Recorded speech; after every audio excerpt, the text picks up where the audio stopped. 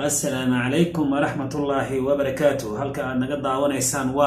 جانا قلفور official هدان وعصبتين سبسكرايب لايك شير كومنت بواحقيني ولا ليال إذنك أيام واحد كنا هاي نعاوم حان إنسيدا وحان إنسيدا برنامج ليرادو انت آدم فلن كفيرسو ولا انت آدم فلن كفيرسو سومالي دو بيانتو يكو هذا الشياكو مهما هاتو بل سلاكين وجيتك أنك لأن هاي فيديو كان qaybtiisa dambe ayaad ku maqli doontaan ama aad ku ogaan doontaan wax walba oo sameynayso waxa la doonayaa in aad ka fiirsato walaal waayo wax hadaadan ka fiirsanin wax walba kaga filo hadalkayaan idinku daalinin gabar Soomaaliyeed oo doonaysa in ay aragto madaxweynaheeda Soomaaliya Maxamed Cabdullaahi Farmaajo oo lagu xiray magaalada Muqdisho ayaamaha social media dhaxtaalay wararkeedii walaal aan idin la wadaagi rabaa ee bal nala daawada waxay arintaas yahay waxaan maalin ku go'aansaday dadka baan shirgareeyay sida madaxweynaha u arki lahaa asxaabta kala duwan waxay dhahan filis video iska duub fariin u dir laakiin inta waan ku soo daalay laakiin markani waxay ahayd go'aankii ugu dambeeyay aan ugu tii kara madaxweynaha ama anagu rajeeyo dhigi karay markaas waxaan sameeyay inaan process sameeyo aan dhaho qorshahan sameeyo filis qorshahan aan ugu tii kartaa madaxweynaha hadaba saad aragteen walaalayaal waa hordhici wili waad ogaan doontaan barnaamijka ayaa sii socda gabadha hadaladeedina way sii socdaan bal walaal waxaad sameeysaa ha cararin oo ilaa akhiiranka videoga fiirso hadana nala daawada qorshahaas uu ahaa inaan dhaho madaxweynaha waxa jirta ballanqaad uu sameeyay sida qarax oo kale inuu qofkii qarax sheega inuu madaxweynaha loo geyn karo oo madaxweynaha arki karo laakiin anigu qarax ma heli karin qaraxna ma keenayn laakiin waxaan is hadad kuwan kale aad sameeyay madaxweynaha waa lagu geyn karaa tilka waxaan isiri filis waxaad sameyn kartaa adeerka xilimaanka waad u tagtay waxaad dhigi kartaa hadii aad adeerka waxaad dhigi kartaa adeerka inaad niman tiraahdo way adeegsadeen niman waxay dhaheen nimanka adeerka dil oo qarax yani gurigiisa geeyo kale hadii aad tiraahdid niman baa u dhaartay aniga waxay dhaheen adeerka dil oo kale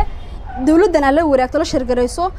yani waxay ku arkeen qof wanaagsan oo badbaadinaya adeerkiisa nafsadiisaba oo dadka dhirigelin u sameyn kara marka just kalena madaxweynaha waa lagu geyn karaa waxaan tagay gudoomiye degmada waa bari ahayd oo ii dhaweey markaasi waxaan u tagay taliyihii halka joogay taliyihii waxaan u sheegay inaan taliye niman ii dhaarteen laba nin ii subaxii saaka ayaa ii yimaadeen walaal waxaan ka codsanaynaa adigoo mahadsan subscribe-ka noo saar fadlan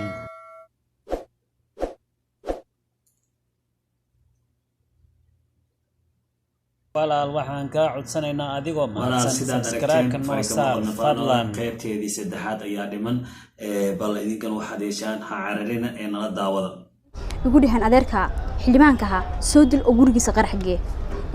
anigan aan la soo shirgaray waxaan rabaa in adeerkan ii badbaadsan anigan ii badbaadsan nafsadeyda sababta nimankaas way dhaarteen anigan way dilayaan adeerkina way dilayaan taliyihii wuxuu igu yiraahday haye waan ku badbaadinaynaa nimankii halkii joogaan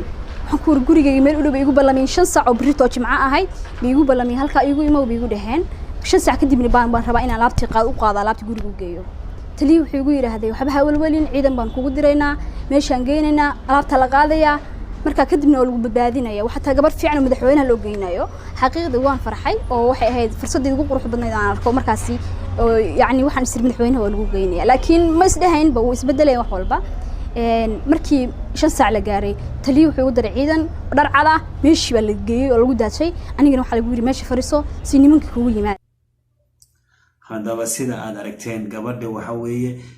يعني برنامج كأيضا لسه سميستك دبعتها كذا بعدين وضع الكدونتين ولا ليال بلنا الدعوة. بعدين شن ساعة مركي لجاري يمكن ولا واي صوتني يمكن وحشر ما بيها هينبا إن عيدن كوي وارير محس لهن محيتها وحخلدن كبر لما صوب علمر لجمع هاي يمكن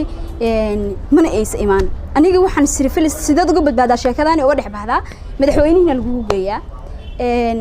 تلفون كي يجيب عن سواق بصدق إكتان صارت وحن يصيري وحيرني من كوي سوا عبحين يجوا عين لمر نو لمرة barigaas waxaan maqli jiray markaan imid Muqdisho waxa jir lambar oo shabaab dadka soo wacaan yani argixisada ama waxaas kale lambarkii baan isir filis la wadaag marka lambarkii baan dhigta saaray waxaan yiri nimankaas way soo waceen waxay naga soo celin lambar ah waxay igu dhaheen waa fashilan sheekadaadii niman baad u sheegtay kuma hirgaleys waxaad sameysay waan ku dilaynaa amal haddaad sheekadii aad sheegtay waan ku dilaynaa ciidanku ay soo kaxeen xaafadeedii bay keeneen waxay dhaheen insha Allah waxba ma dhacayaan nimanka anaga keenayna oo ku badbaadinayna isla waqtigiiba adeerkay oo markaas baxay oo yimid yimid oo soo laabtay adeerkii wuxuu yiraahday gabadhani waa al-shabaab nimankiina ayada la shaqeysa haddii hadda keeni weysana ayada la dilaya oo yani loo haysana ilaa ay keento nimankii dawladda ku saldhiga ay soo wacay anu gurigeyga jooga telefonkayga soo waxaan xigeen filis xagee joogtaa waxaan ku gurigan jooga taliye noo imo baydeen degmada noogu imo degmadii baan ugu tagay markaan degmadii ugu tagay waxay igu dhaheen adeerka ba dacwo ku soo dacweeyay wuxuu dhahay gabadhaasi waa al-shabaab waxaan la shaqaysan nimanka al-shabaabka nimankii baa laga rabaa meesha aad geysay xaqiiqada anigu nimanka ma aqoon waxayga dhanba waxaan anigu suukan keensaday waxaan ku taliye aniga nimankaas ma aqameel jiraan mana garanayo sababta aniga waan waayay nimankaas aniga in la xiro waan rabay laakiin wuxuu igu yiri adeerka uu soo dacweeyay wuxuu yiri jirco loo gudbay gabadhaasi isla waqtigiiba waxa la geeyay jirco xabsiga jirco oo leegu xiray jirco waxaan ku xirnaa 1 bil iyo bar